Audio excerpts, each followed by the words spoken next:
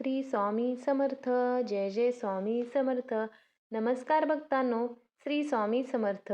आज आहे गुरुपौर्णिमा. गुरुपौर्णिमेच्या दिवशी ऐकून तर बघ, तुझी सर्व संकट दूर होतील. आज अजिबात दुर्लक्ष करू नको, कारण आज आकाशातून अमृताचा वर्षाव होतोय. आज गुरुतत्व 1000 पटीने जागृत असतं. आणि आज जर तुझे गुरु साक्षात अक्कलकोटचा राजा, ब्रह्मांड नायक स्वामी समर्थ असतील, तर समजून जा, आज तुझ्या आयुष्याचा सर्वात मोठा दिवस आहे.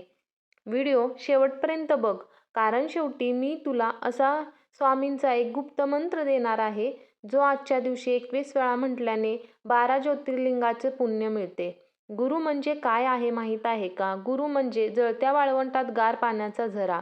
गुरु म्हणजे खोल अंधारात पेटलेली मशाल. गुरु म्हणजे आईच्या ममतेने डोक्यावर हात ठेवणारा बाप.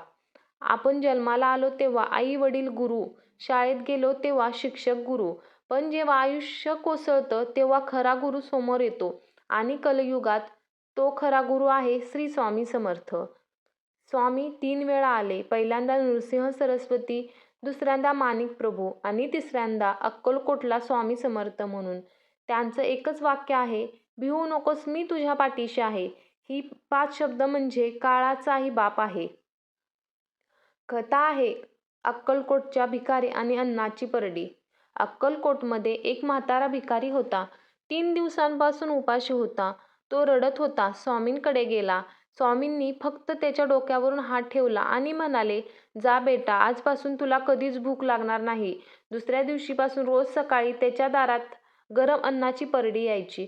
कोण ठेवायचं हे कोणालाच कळलं नाही. 12 वर्ष तो जगला. मेल्यानंतरही लोकांना कळलं नाही. ती परडी स्वामी स्वतः ठेवायचे. एक बाई धावत आली, महाराज, माझा मुलगा विहिरीत पडला. गावकरी दोरी घेऊन धावले. स्वामी शांत बसले होते. म्हणाले, कशाला धावता? तो आता घरी खेळत असेल, जा. सगळे हसले. पण घरी गेल्यावर काय आश्चर्य, मुलगा ओला होता पण खेळत होता. म्हणाला, एक आजोबा आले आणि मला बाहेर काढलं. ते आजोबा दुसरे तिसरे कोणी नव्हते, ते स्वामी समर्थच होते. तिसरी आहे इंग्रजी अधिकाऱ्याची गोष्ट. एक इंग्रजी अधिकारी स्वामींची परीक्षा बघायला आले. म्हणाले, जर तू देव आहेस तर माझी बंदूक चालवून दाखव. स्वामी हसले, बंदूक हातात घेतली आणि बूम, गोळी सरळ आकाशात. अधिकारी पाया पडला. स्वामी म्हणाले, सत्ता, पैसा सगळं खोटं आहे, फक्त नाम खरं आहे. आजचा दिवस वाया घालवू नका. आज गुरुपौर्णिमा आहे. या दिवशी 5 गोष्टी नक्की करा. पहाटे स्नान. अंगावर पाणी घेताना म्हणा, गुरु ब्रह्मा गुरु विष्णू गुरुदेव महेश्वरा. स्वामींच्या फोटोसमोर तुपाचा दिवा लावा. घरातील नकारात्मकता जळून जाईल. रुद्राक्ष माळ घ्या. श्री स्वामी समर्थ 108 वेळा जप करा. प्रत्येक जपासोबत एक संकट जळतंय असं माना. गुरुचरित्र वाचन करा. जमल्यास 14वा अध्याय वाचा, नाहीतर फक्त श्रवण करा. पितृदोष, कर्ज, आजार जातो. अन्नदान. आजच्या दिवशी फक्त एका तरी गरजूला जेवू घाला. स्वामी 10 पटीने परत देतात. लक्षात ठेवा, आज राग करू नका, खोटं बोलू नका, कोणाचं मन दुखवू नका, कारण आज केलेलं प्रत्येक कर्म 1000 पटीनं परत येतं. कर्मावर विश्वास ठेवा. फळाची अपेक्षा करू नका. जे होतंय ते चांगल्यासाठी होतंय. नामस्मरण. श्री स्वामी समर्थ हा मंत्र म्हणजे संजीवनी आहे. उठता बसता म्हणा.